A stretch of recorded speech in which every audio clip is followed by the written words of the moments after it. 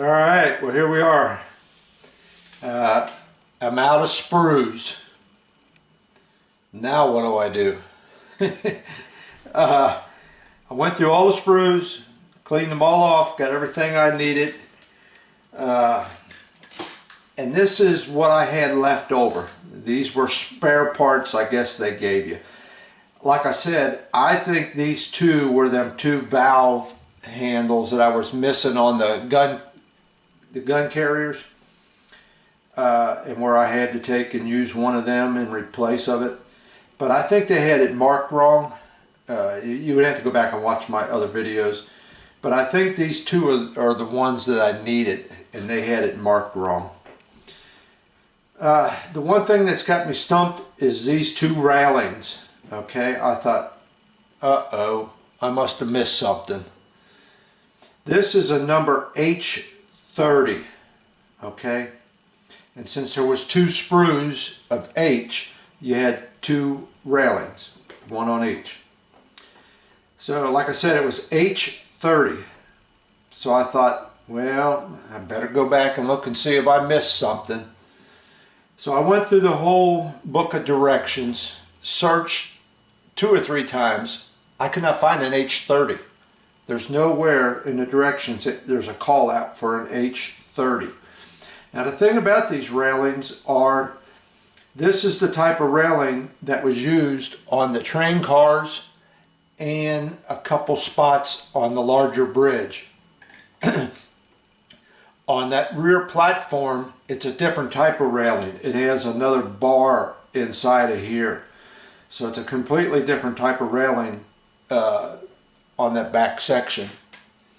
So I looked all over the train cars to see if I missed anything. I was looking for 2 little holes that where these could be located. I could find nothing. I found nowhere that they could possibly go. So why they gave you those 2 is a mystery to me. If somebody else finds it, let me know, but I don't know what they're there for. Had a couple extra little pieces of photo etch. That's a duplicate of what I've got. So this is what you wind up with, basically left over. All right. If you can see this one, they give you 4, but you only use 3. And then there's a couple extra of these little boxes. So that's it. You know, all the sprues are done. They're all put away. I've got nothing left. All right, so let me clear this out of the way and we'll get to where I'm at. Okay, I'm back. So the only thing I really got left to do is glue these 2 parts together here. All right, this is the piece that the rope comes out of that little hole. There we are. I'm zoomed in again. So these 2 parts get glued together. That rope comes out of that little hole down to my hook. All right. Now I'm going to hold off on this. What I'm going to do is go ahead and paint these pieces separate like this, and then come along and get my rope in there. And I think what I'm going to do is take like a piece of sprue. Take a little piece of sprue, or I could even take a piece of toothpick and take my rope. What I think I'm going to use is my easy line string and just wrap it around there a couple times and glue it, and then set that in there, and then put the 2 pieces together with my rope coming out. And the thing about that easy line string is if I cut it a little short, I can stretch it and make it taut to this hook. Okay, so that's why I'm holding off. I don't want to put this together with the string in there and then I wind up painting the string. All right, so that's what I'm doing on that. So when I get ready to paint, these pieces will be painted separately and then put together. All right, so here we are. Let me bring this over here. Let me back out a little bit. Oh, hey, that's the wrong way. Let's see how that looks. So here's the rear platform.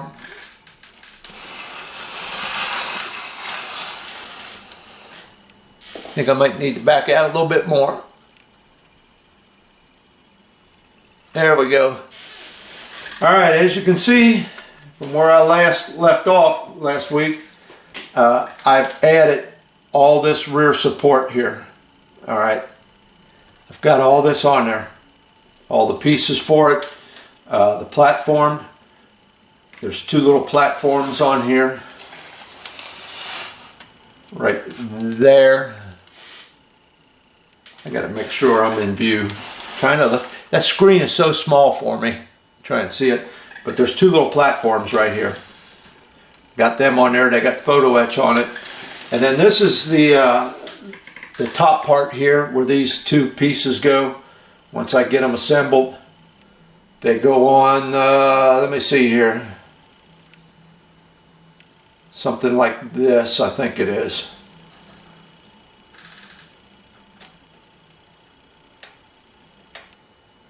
Right like that.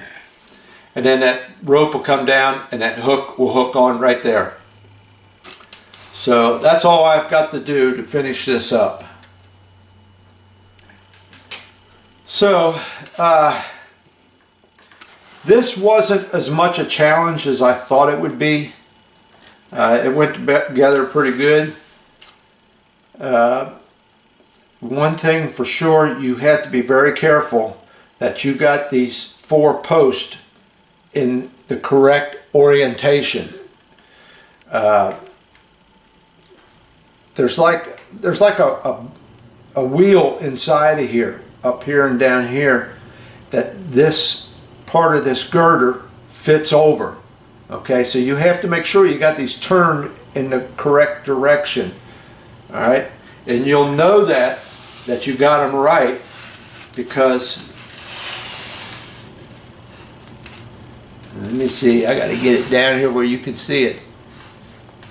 These platforms here, they got a little notch on the end of them that fit to the outside of these 4 posts. Okay, so you know you got them oriented right if you got that notch in the right position.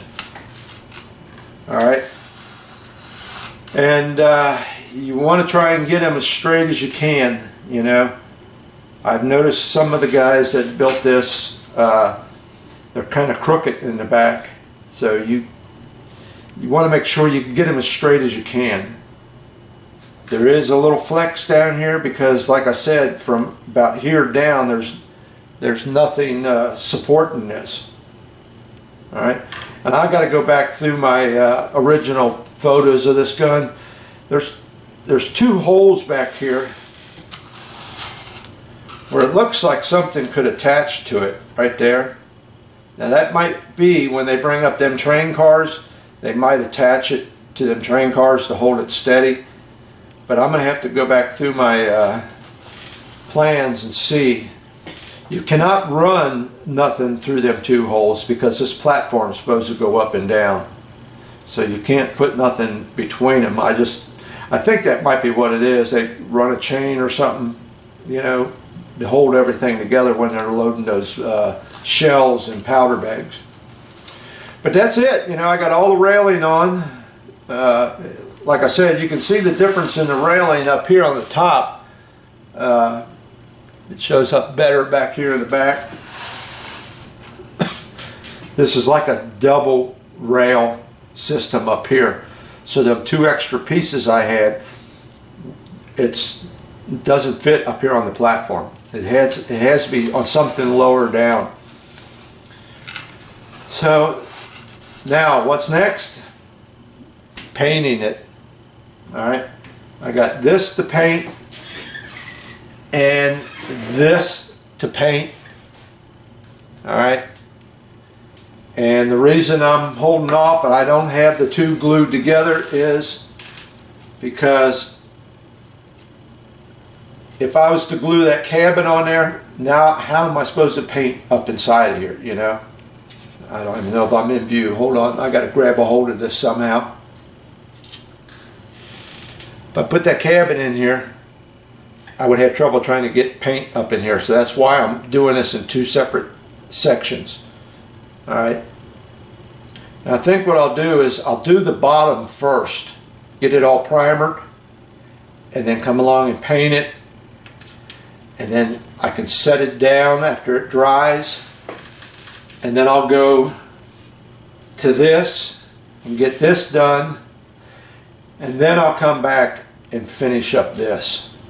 This is going to be a treat, once again, trying to paint something like this, because you're going to have to come at it straight on.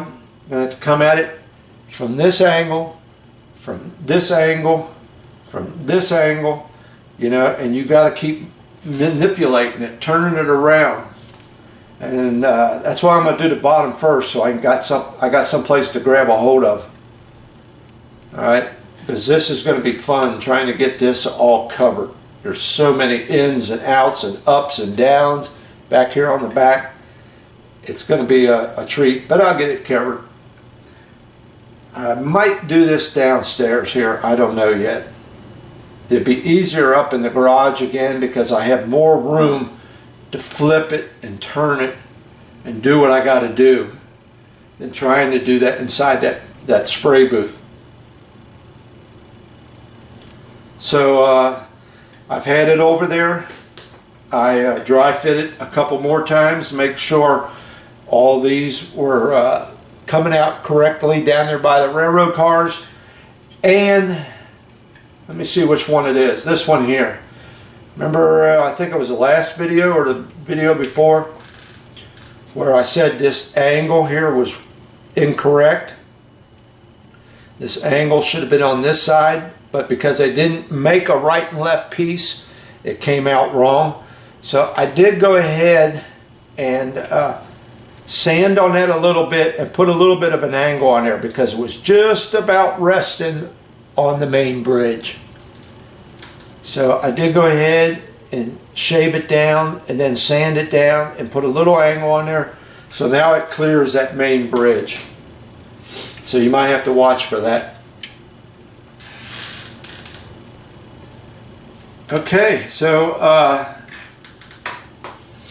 wife's going out of town tomorrow with some friends, and she's going to be gone for a day, so I think that'll be my opportunity to go ahead and paint this thing, or I won't have any distractions. So that's where we're at. Like I said, all the sprues are done. What did I say at the beginning? 34 sprues I had. Finally went through them all. Yep, she's looking pretty good. She's looking pretty nice. I'm happy with it. I'm pleased the way this came out. I was worried about this stuff back here because, like I said, I've seen so many still pictures and videos of other people doing these, and they were really cattywampus, bent looking or whatever. And if you have a problem with them being bent, you know, take the hairdryer. Take a hairdryer, and if, let's say this one's bent way out, okay? You take a hairdryer, put a lot of heat to that, and put some pressure to it, and bring it back to its original position. But mine came out pretty good. I think this one here, this one right here, might be a little off, maybe a millimeter or two. So I might be doing that little trick, heating that up. I'm going to take a measurement on these two and see what they look like. Okay, so that's where we're at. You know, that extra railing I had, I thought, well, maybe that goes up here on top. Okay, where this platform is. Because there's a ladder that comes up the side here for a guy to come up and stand on this platform, I guess to work on whatever he's got up here. And I thought, well, maybe that's what that extra piece is for. But no, it's not big enough, and it's too tall. Because I thought, I'll bet this is close to probably, once you're standing up on this platform and this gun's all together, I bet you're 3 or 4 stories above the ground. And there's no protection up there. Once again, OSHA wouldn't be happy with that. So, all right, so that's where we're at. Like I said, it's just a matter now of painting it and then getting it over to the gun and mounting it and she will be done. I got a few little things I want to touch up on my my base, and this is going to be done. It's going to be there. I do have to paint the shells and all that yet. I got to get them painted, and the powder bags, I still got to get that done. So yeah, it's just a matter now. The next step is paint, and that's it. So by the end of this video, we should be pretty much finished with it. And I think there'll probably be one more video. I'll get this all painted up and finished, and then in the next video I'll show you the completed model. I think that's the way it's going to work. So what is this one? Video 21, I think. So we'll have it done in about 22 videos. All right, I'll be back in a little bit. Okay, you hear that noise in the background? That is the fan running, and you will hear the compressor kick in once in a while. I'm going to go ahead and start on this part right here. I'm going to get it primered. I took an old sanding stick and double-sided tape to the back. There's nowhere to grab this thing, so I'm going to have to come back and touch up the back once it's all painted and primered. And then I'll do that later. And I got some little small pieces here. Those little parts I said I had to do yet. So I got a couple of them. And then I'm going to start on the big piece once I get this finished up, primered. Once I get this primered, I'll start on the big one. But we'll show this one right now. It's going to be too much time and too long, and I'm going to be worried too much about painting that bigger piece. So I won't be filming that. I'll show you with this. Now I got my black primer in there, and a little bit of the thinner. What is it called? The oh well, you know what it is. Showed it to you before. All right. Well, I guess we'll start from the bottom. Give my gun a little spray out first, and this is with that new needle, the .3 needle. All right. So I'm just going kind of lightly over it right now, just to get a base coat on it.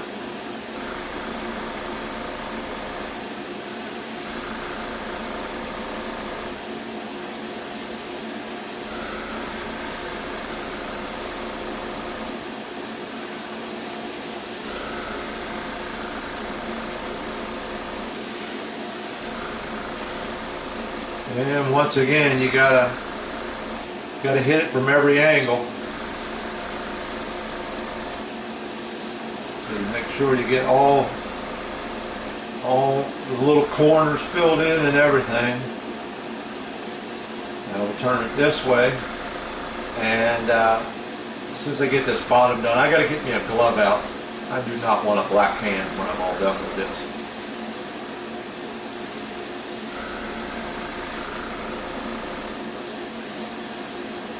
Alright, let me get a rubber glove out here. It's going to be a treat trying to get this on now. Reaching in my drawer here for one.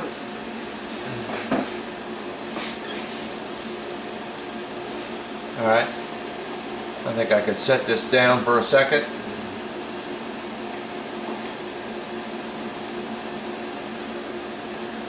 Alright, I'm going to blow some air into it.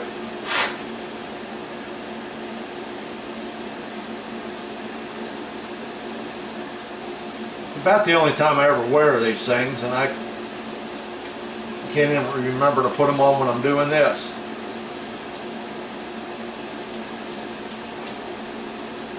Okay.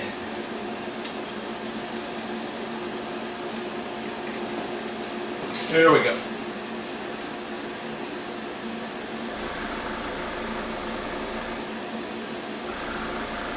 I'm not pulling back very much. I don't have a whole lot of paint coming out. I just want to get a base coat on it so it's tacky for the next coat.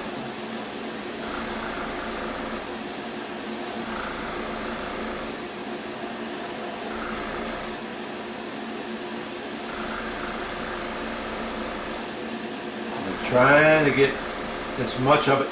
See, I got a bad habit of shaking that when I'm doing that. It's the old body shop days. I'm just trying to get a light coat of paint on it.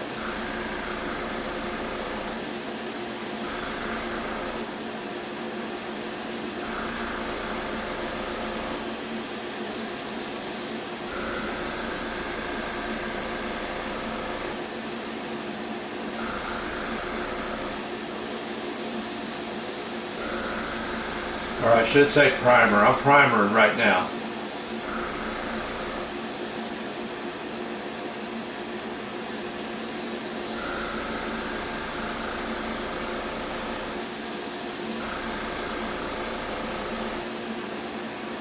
And you can see that red tape there. That's where it gets glued on to the base of that back section. I want to keep that clean. When I peel that off, I'll be able to have two clean surfaces to glue together. I won't have to worry about trying to scrape paint off.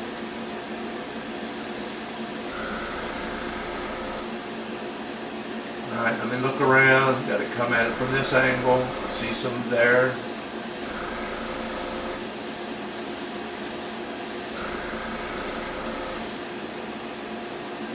Just looking around, seeing where I might have missed.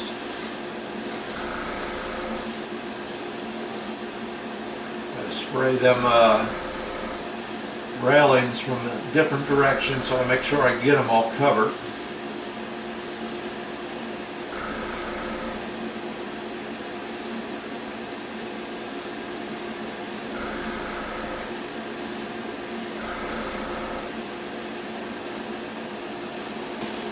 All right, see that's just the first coat. Nice light coat. I see some here I got to get.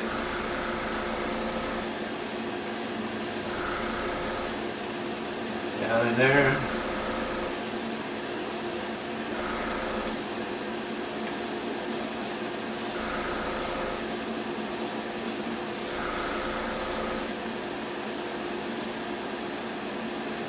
All right. It looks like it's pretty well covered with a light coat. Just a light, even coat. And I'm going to give this a second to dry down a little bit.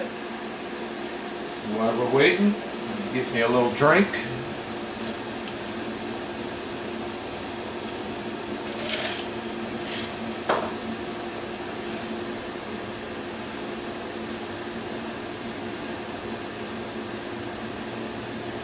Tell you what, while this is drying down a little bit, I'm going to give it a second here.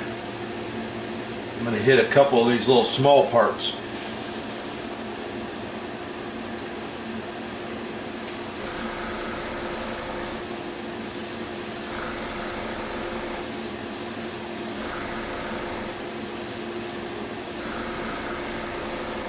I might have to do a little work on these when I get them together, so I'll probably have to come back to them.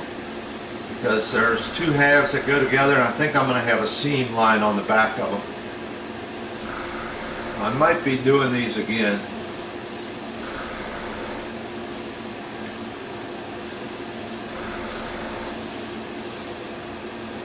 Alright.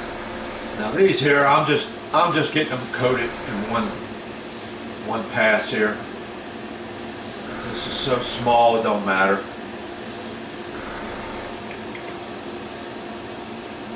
Alright, looks like I got all that one. So let me go ahead and get these other ones done, and then we'll come right back and I'll put my second and maybe third coat on that other piece. Okay, it's pretty bad when I'm sitting here talking to you guys for about 5 minutes and I don't even have the camera on. Alright, so I went ahead and put a second coat on this here. A little bit heavier than the first one. Alright, and I've got that 0.3 needle in there, like I said. I'm going to go ahead and switch it out and go back to that 0.5. That 0.3 is nice for smaller parts and stuff, but I need some paint to come out now with this larger parts. And so I got a little bit left in the cup, and I decided to go ahead and shoot down inside there. This is open all the way down through there. Okay. So I took what I had in that cup and I shot down inside that opening, and got a little bit more paint left and a couple little spots I see I need to get to.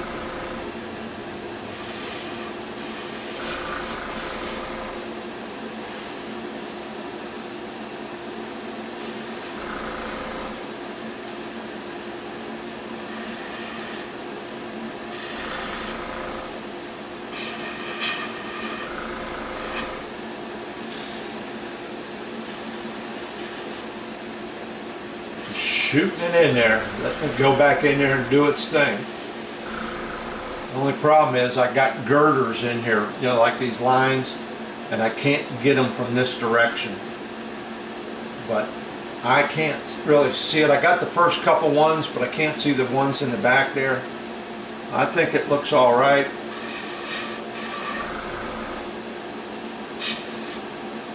I mean, that's in there pretty heavy. It's probably running down in there. I had to get inside that opening, get it covered.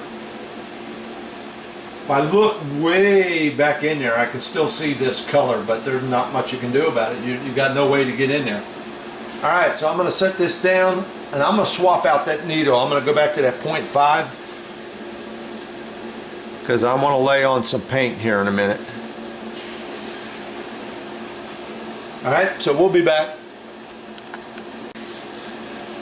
All right, we're back. I went ahead and switched out my needle. I got my 0.5 back in there. One thing I noticed about this one, I didn't notice about the other airbrush I got, is when you're replacing the needle, you're pushing that needle back in there, you have to be pushing down on this valve here so the needle can go through it. The spring in there, when you pull that needle out, the spring in there kind of pushes that up. If you're not careful, you'll run that needle in there and hit the side of this and could possibly damage the tip of your needle. So just be careful when you're putting that needle back in. Just make sure, see, I forgot to tighten this up. Just make sure you push down on that little valve there. All right, so here we go. Let's finish this one up.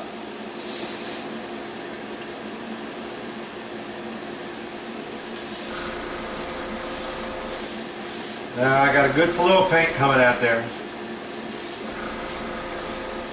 Give me a nice wet coat on there.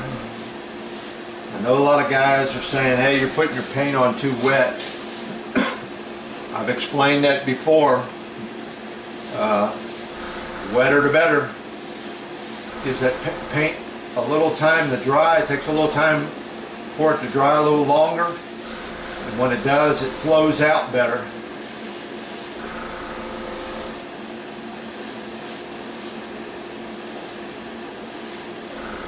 It's that, like I said, it's that fine line between too much and it's running, or not enough and it looks kind of a dull, like you missed some places or something.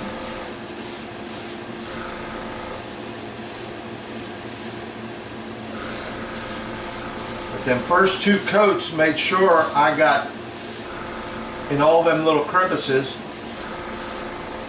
Now I'm just going back and getting everything to melt together.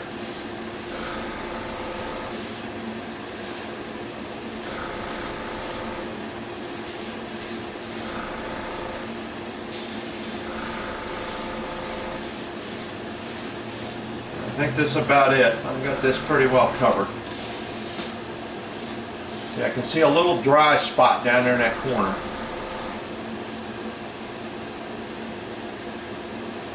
Yep, forgot the top.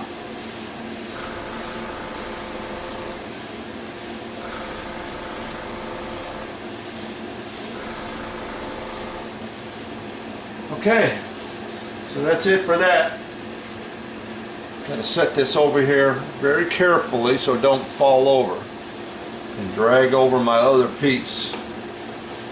We'll just show a few minutes of this other thing. I don't want to burn up a whole video on painting because I can't, like I said, I can't really teach you guys anything. It's something you either going to have to pick up and learn on your own or watch some other guys that's been doing it a lot longer than me.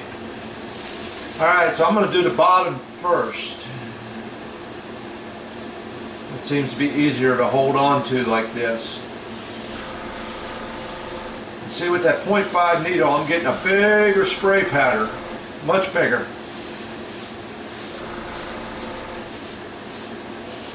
And that's okay because this is a much bigger part.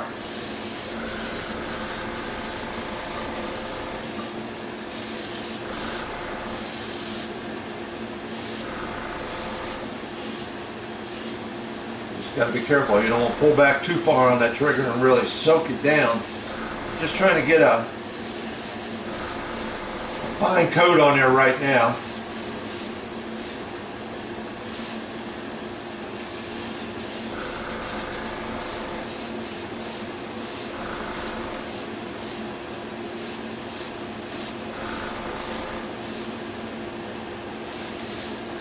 This is going to eat up some primer on these things.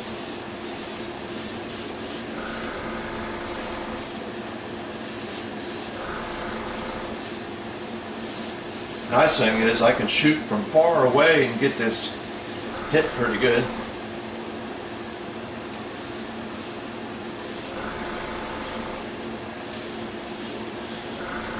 And there went that cup of paint.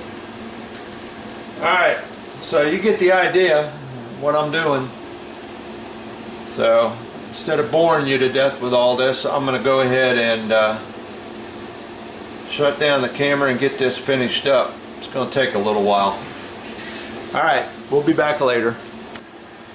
Okay, everything's painted. Just a matter of letting it dry, and I got to get a dull coat on it. Then that'll be done and it'll go on the model.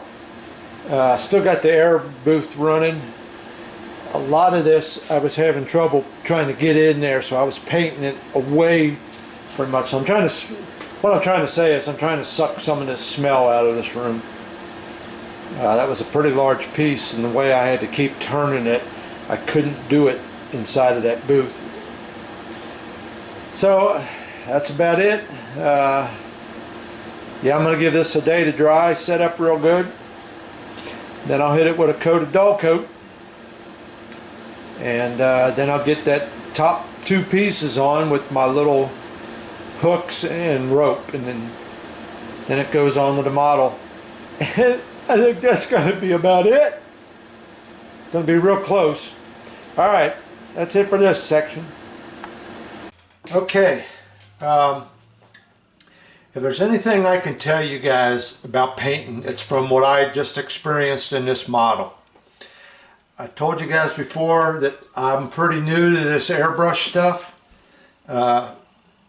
So it was a learning experience for me, and now that I'm to the end, I've pretty well got it figured out. Like I said, this Badger 105 came with that 0.5 needle. That's a good all-round needle for painting just about any kind of material you could have, alright? And the nice thing about it, when you get to these large parts, you can get a nice big spray pattern, okay? You can cover fairly fast. When I was using that 0.3 needle, that's good for little small things like this, okay? The 0.5, you're just loading it up with paint. The 0.3, you got a little bit more control of how much paint's coming out. But that 0.5, that's a nice needle for, you know, large parts. Like if you're doing the hull of a ship or something. First thing I can tell you, step one is to make sure your model is clean before you start painting. Now, I've said this before, I like to wipe my parts down right before I get ready to paint with this alcohol, okay? I just buy this at the drugstore. This is a 70%. And I use this to clean out my airbrush when I'm done too. Especially with these acrylics. Now with enamels and lacquers, you're going to need lacquer thinner. But first thing you got to do is make sure your parts are clean. Now there's so many small pieces on here, I can't wipe this down with the alcohol. So that's when I come along with my brush and just go across it real good. Make sure you dust it real good to get any kind of, you know, particles of dirt or dust or anything off of it. You want a nice clean surface when you're painting. Okay, as far as mixing it goes, I was having a little trouble with that at first. I was getting some splatter out of it, okay? And I think that was telling me that I didn't have my paint thinned enough, all right? So you've got to make sure you got your paint thinned properly. Test it out on something else first. And always, before you turn this loose on your part you're painting, spray a little bit of it out first on a piece of paper or cardboard to get any of that, you know, buildup that might be in there. If there's any splatters, it'll come out on that first shot that you have. And then you can go start painting. Now what I usually do, and I picked this up off the internet, is I've got my Vallejo thinner. I usually put some down in the bottom. I fill up the bottom of my cup with the thinner first, so that when you add your paint to it, and then I add a little more thinner and stir it up inside that cup, the first thing that's going to come out is any thinner that's down in there. So it keeps, you know, from, like I said, that first spray you get, you're going to get some splatter if you're not careful. So I always put my thinner in there first. All right. And either it be primer or paint, what I try to do is get a nice, even, thin coat on first. It's what I call a tacky coat. Okay.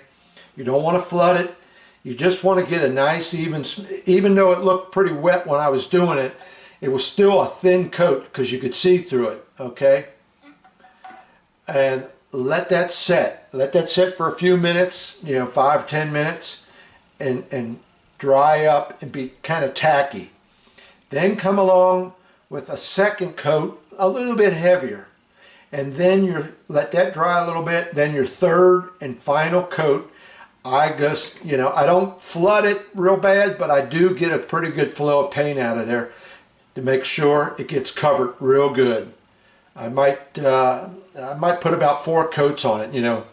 I'll go over it, and then go back over it again. So there's probably 4, maybe 5 coats of paint on this thing. All right. So that's about the best I can tell you. You know, that's some of the things I'm learning. If you start getting little splatters out of there, I got a little bit of it on the roof up here, little splatters. I think that's because I didn't have it thinned enough, all right? So you just go back and add a little bit more thinner to it. But yeah, put your first coat down kind of light, second coat a little bit heavier, and then your third and fourth coat, you know, load it up. And like I said, wetter the better for me. That's the way I was taught. You don't want it so heavy that it's running. You're just going to have to practice with that. But you want to look at it and check it out and make sure you don't have no dry spots on it, you know. You'll see them if you hold it up to the light right. So that's a couple of little things that I learned. And, you know, like I said, there's guys on there. There's all kinds of videos on YouTube of how to paint models, you know. And they've been doing it a lot longer than I have. And like I said, by the time I got to the end of it here, I pretty much had it figured out. So, and it depends on what you buy. You know, this here model color, it has to be thin. The other brand, I forget what it's called, but it pretty much comes pre-thinned. You don't have to do too much to it. The primer is supposed to be pretty much pre-thin. You don't have to thin it, but I did add some thinner to it. Not much.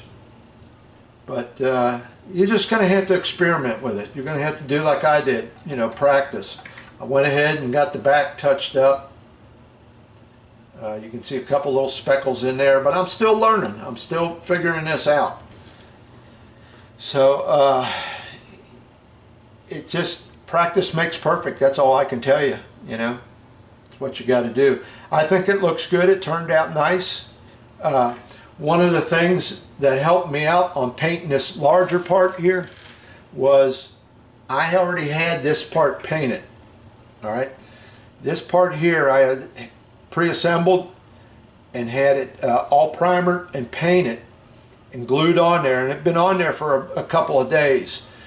And that helped me out for the fact that was I could pick this thing up like this. Have you seen me painting it? I was holding it by that. And I was able to twist it and turn it and get it upside down and everything else just by holding on to that part there. Okay? And then when I was all done painting, then I came back because I had some overspray of primer on here. I went ahead and just sprayed over it again with the paint and covered it up, and it's fine. But keep that in mind if you're building this model, pre-paint that, then get it on there, and it will give you a way to hold on to this thing. So yeah, that's my little tutorial on paint. Yeah, that 0.3 needle's nice, but like I said, it's nice for smaller parts. The 0.5, when you got something big like these, that's what you want. I'm really pleased with this Badger. It's a nice little gun. It really is. It's how you mix your paint and how you control your painting is what makes it look good. It's not so much the airbrush as it's your technique, and that's what you got to get down. You know, practice with all these smaller parts first, you know, get them figured out, get your paint mixture figured out, so when it comes to these larger ones, you got it all ready to go. You know what you're doing. All right, so like I said, I got to take this out. It's still, you know, you can feel it. It's kind of funny to the touch, you know. So I'm going to let it set overnight. Tomorrow I'll probably take it out to the garage because I'm going to be using them rattle cans to clear coat it with. So that'll be the next step, getting a good clear coat on this. And then I got to put these little parts together. These little things go together. Get that assembled on the top, and it's ready to go onto the model. So we'll see how much time we got on this video. We might be back with that. I don't know. I'm going to save next week's video for the final reveal of it. Like I said, I got a few things I want to do that display base in that. All right, I hope I helped out some of you guys. A couple of guys were asking me, they wanted to see me paint, but you know, you give me a car, I can paint you a car in a minute. But this little stuff with this little brush, it's you know, it's trial and error. That's all it is. But you'll get it figured out. You know, I have a lot of fun with this little thing. Okay, I think that's it for this section. All right, I think this will be the last section of this video. She's 100% put together. All right, I took it outside. I got about 3 good coats of clear on it, okay, to dull it down. One thing I got to do yet is I got to take my pencil and do my highlighting along the edges, okay, and I got to take my wash and do some stuff with that. I want to kind of highlight these doors in here on this cabin, on that control room. I want to highlight them doors so they stand out, and just go around and, you know, put some wash on little spots here and there, and then it will be 100% complete. I still got to get it over and dry fit it one more time because I got these two areas down here. See if I can turn this upside down and show this to you without dropping it. I got these two areas right here on both sides that rest on that main bridge. So I got them cleaned off, and I got to make sure I got it in the right spot on the model and kind of scrape a little bit of paint off of there so this gets a good glue surface here. Okay, this has been cleaned up, so it's ready to be glued right there. And that's really all that glues this thing down, is these two areas and these four little areas. Okay, and I got to be careful setting this down because I was setting it like this and it was resting on these ladders. So I got to be careful with this, that I set it like that. Okay. One thing I was thinking about, and these are the kind of little things that drive me nuts, you know, is these little carts that they give you, okay, that you put the shells on there, and I'll show you my shells in a minute, what I've done. But you put the shells on here, and they go on this little ramp back here that lowers down to the train car. Now my question is, there's a handle back here on the back, okay? Do you push or do you pull? And let me show you why. I kind of got the feeling that once it's on here, it should be turned around this way, that you pull this onto the thing. And let me show you why here. Let me get this in here. And this just barely fits.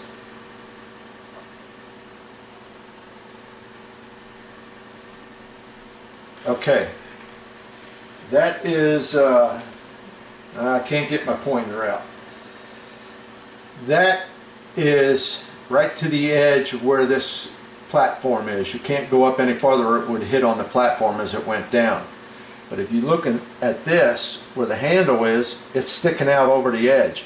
So you're not going to get somebody back there to push on that, okay? It's going to fall off that platform. So that's why I think this should go on in a situation where you pull it on to the platform. Like that. Now you got guys out here who can grab a hold of that handle and pull that onto here.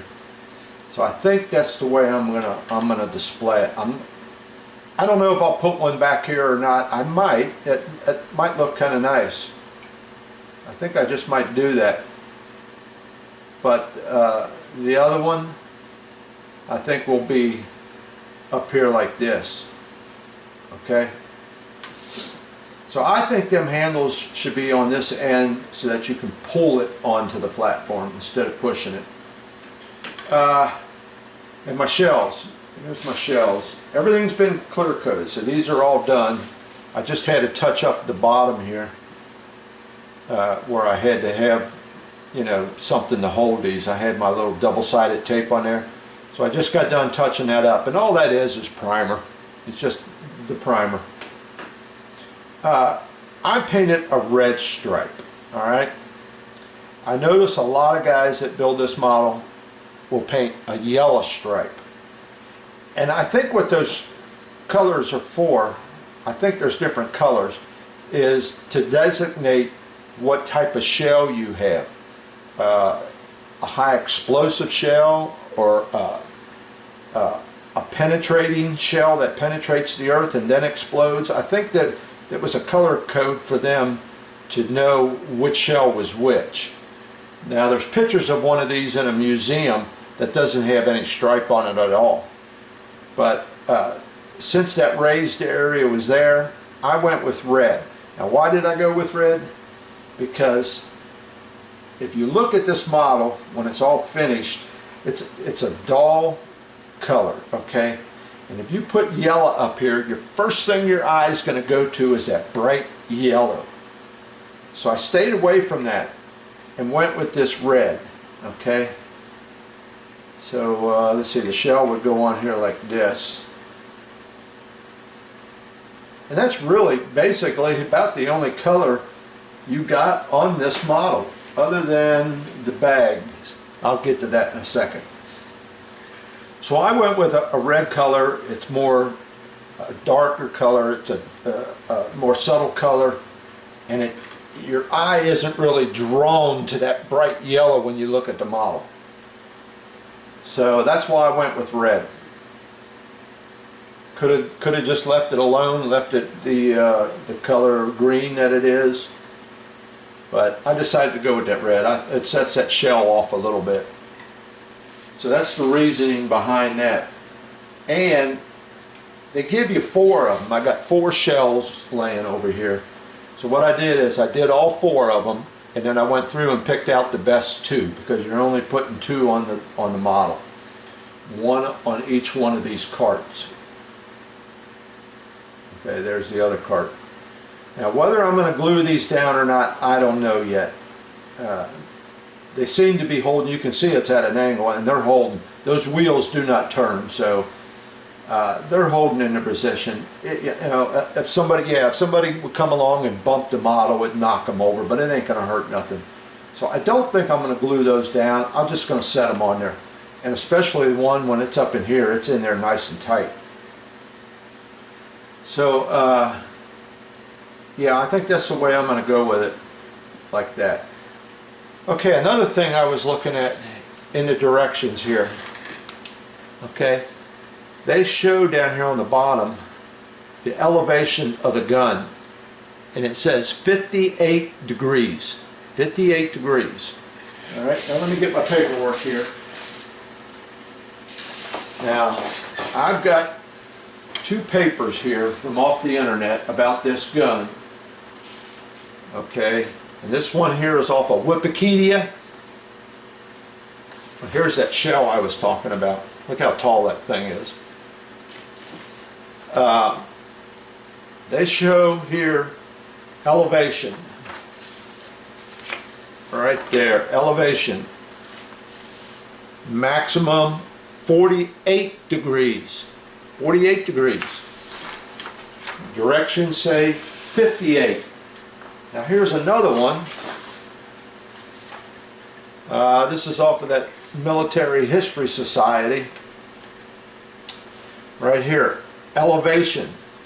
Plus 10 degrees to plus 65 degrees. So I don't think anybody knows really what the elevation was on that thing. So the directions say 58. That seems to be a happy medium between the two, and that's good enough for me.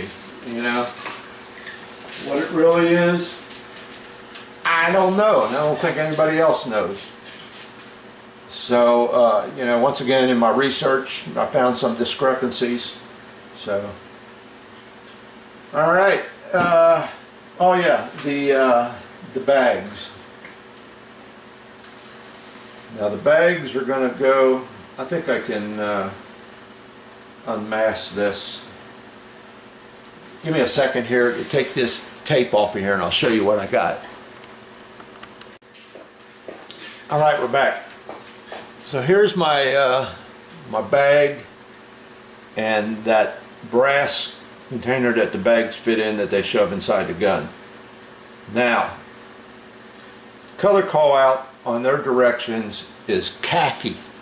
Khaki. Now when I think of khaki, I think of a light tan color, you know, kind of a canvas color. Alright?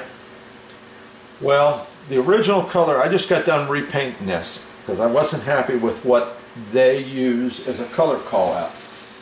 And here it is. XF49 in Tamiya.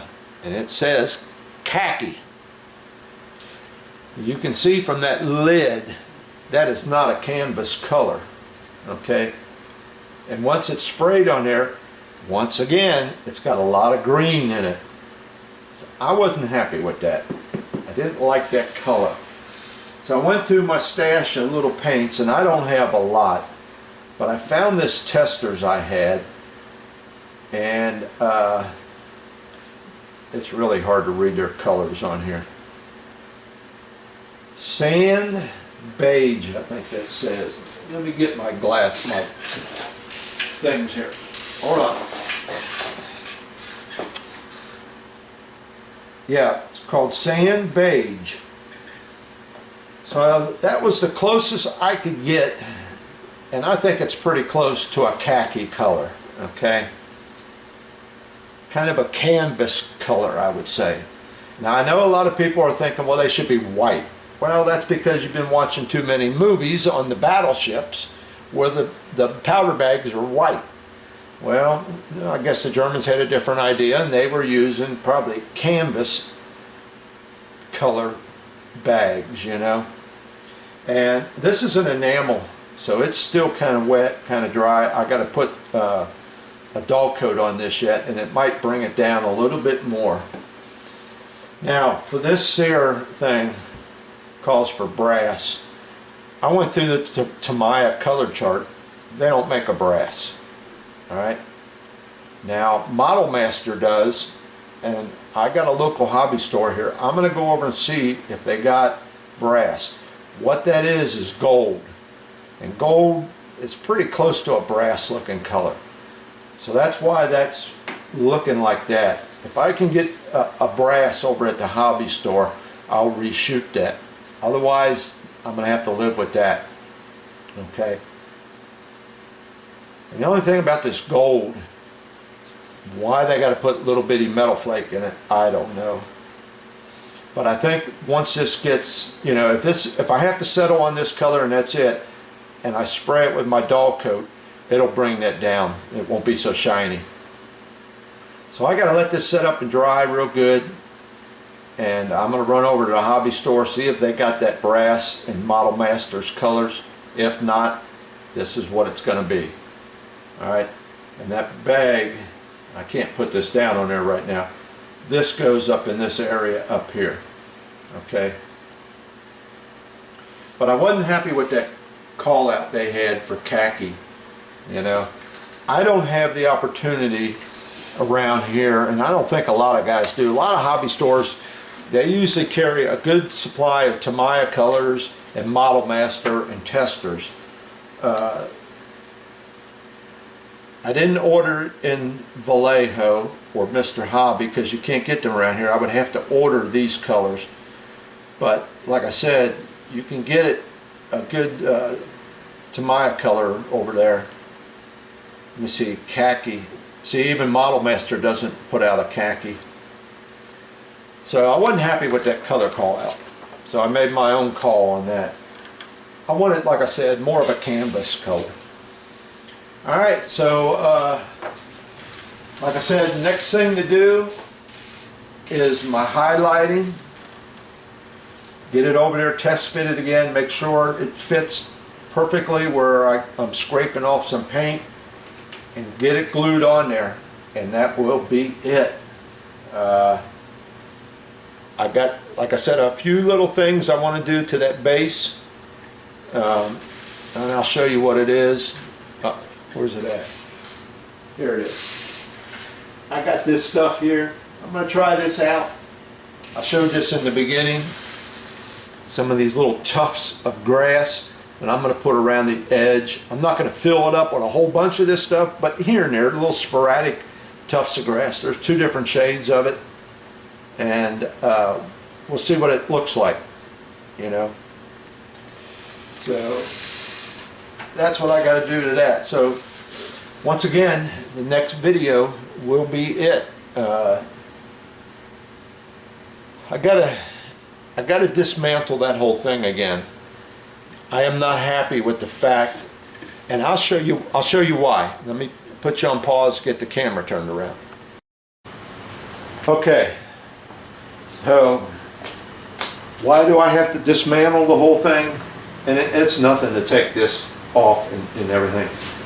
I don't like this here. See that? That's because my wheels are rolling.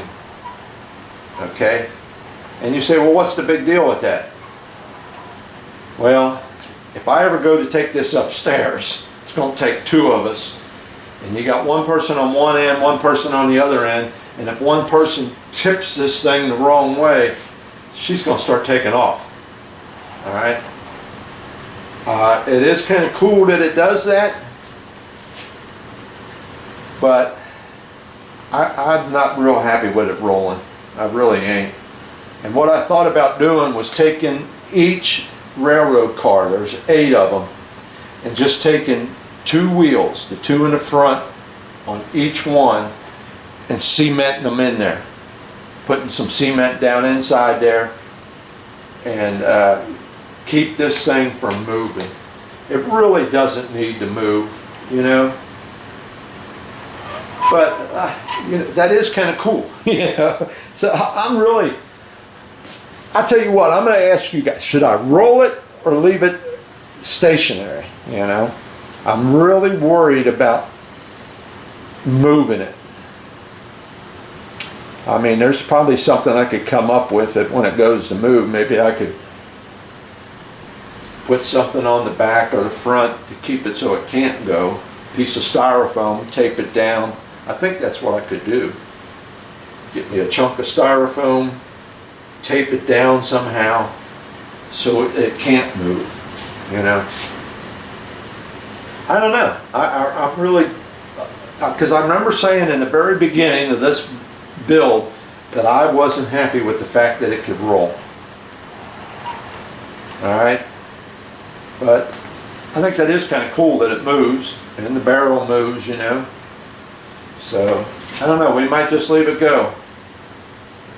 Okay, I think that's going to be about it for this video. That's all I got to show you. Like I said, she's done. All I got to do is get that back end on there and it's complete. So that will come in the next video. We have the grand reveal in the next video. Alright everybody, thanks for watching.